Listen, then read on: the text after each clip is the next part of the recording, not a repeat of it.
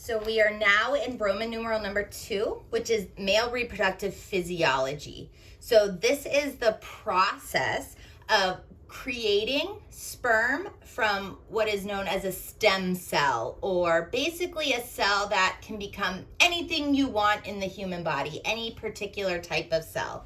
So stem cells can become sex cells.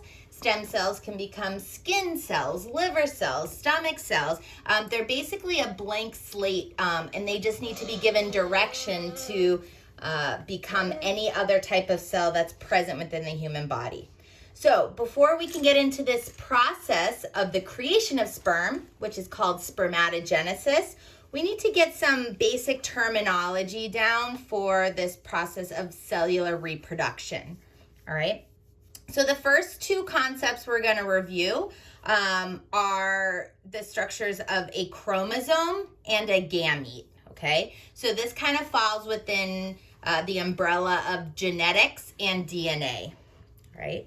So chromosomes, everybody has chromosomes, and this is basically condensed human DNA that is found in every single one of your cells, your human cells, inside of the nucleus, okay? So this condensed DNA basically contains the genetic blueprint for everything that makes you, you. All right, so you have genes present inside of the chromosome that help determine your hair color, your eye color, if you have light skin, if you have dark skin, if you have curly hair, if you have straight hair. All of these genetic traits are carried inside of the human chromosome, all right? So for all human eukaryotic cells, which we discussed in the first chapter of the semester, all human eukaryotic cells contain 46 chromosomes, okay? So you have 23 pairs of chromosomes, which equals 46, okay? So a cell with 46 chromosomes are considered diploid. That's the proper terminology for this type of cell. A diploid cell has 46 chromosomes, all right? Carried inside of a singular cell, you have all 46 chromosomes. This is an example of one chromosome, okay? So if we were to take a closer look at just one chromosome, you'd see there is a contribution from the mom and a contribution from the dad, okay? So this is a pair of chromosomes, one maternal, one paternal, all right? All of this is condensed DNA, a little bit that you get from your mom, a little bit that you get from your dad inside of the cell, and it's that genetic blueprint that makes you, you, okay? All cells inside of your body are diploid. The one exception are your sex cells, which are called gametes, all right? So let's take a look at gametes. Gametes for a female is called an egg. A gamete in a male is called a sperm, all right? So the gametes only have 23 chromosomes. And this is important because at the time of fertilization, the 23 from mom and the 23 from dad come together to make a full 46 chromosomes, all right, to create that diploid cell.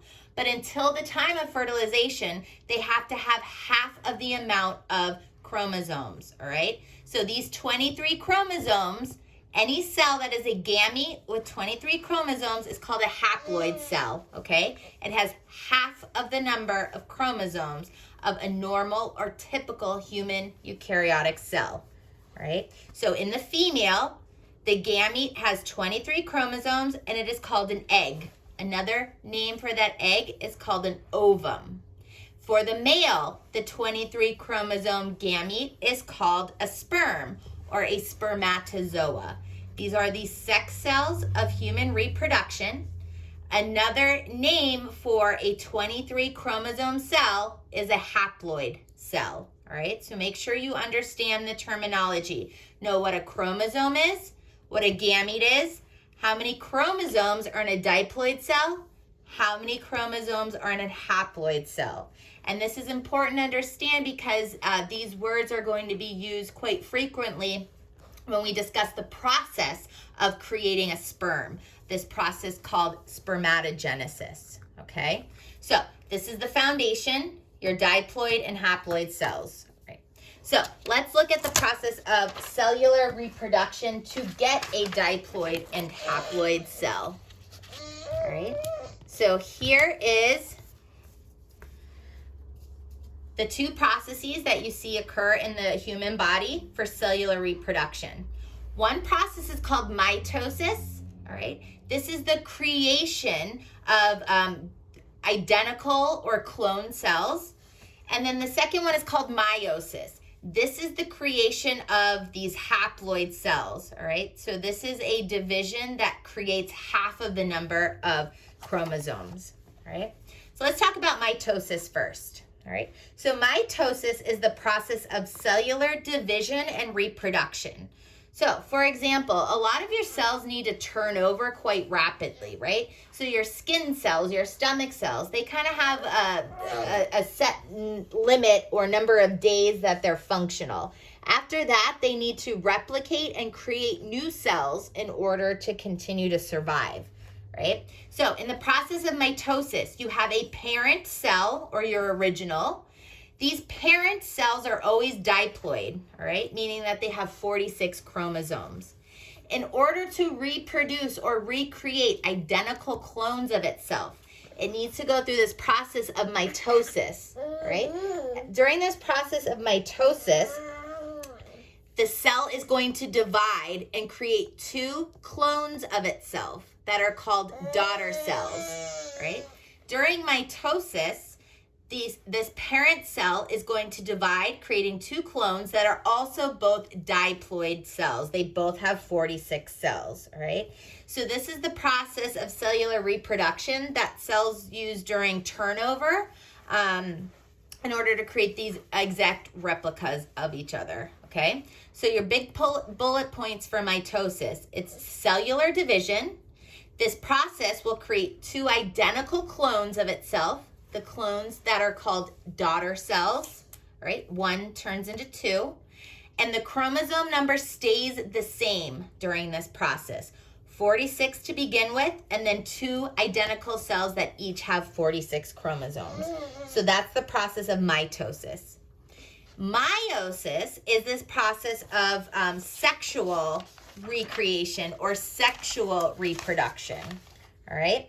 This is a process of nuclear division, all right? During nuclear division, your parent cell, which is 46 chromosomes, diploid, is going to go through two processes of division that will result in a total of 4 cells that have half of the number of chromosomes, haploid cells.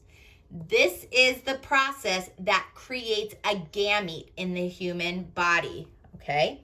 So during meiosis, you start with a normal 46 chromosome diploid cell. It is going to divide not just once, but twice to create 4 haploid cells. These haploid cells only have 23 chromosomes, and these are your gametes. So this process of meiosis in a man or a male is going to create 4 sperm. This process of meiosis in a female is going to create 4 eggs, okay? So 4 gametes are produced during this cellular reproduction of meiosis, okay? So keep in mind it's a nuclear division, so the nucleus is physically halved in number. So the chromosome number is reduced to create these 23 chromosome cells, right?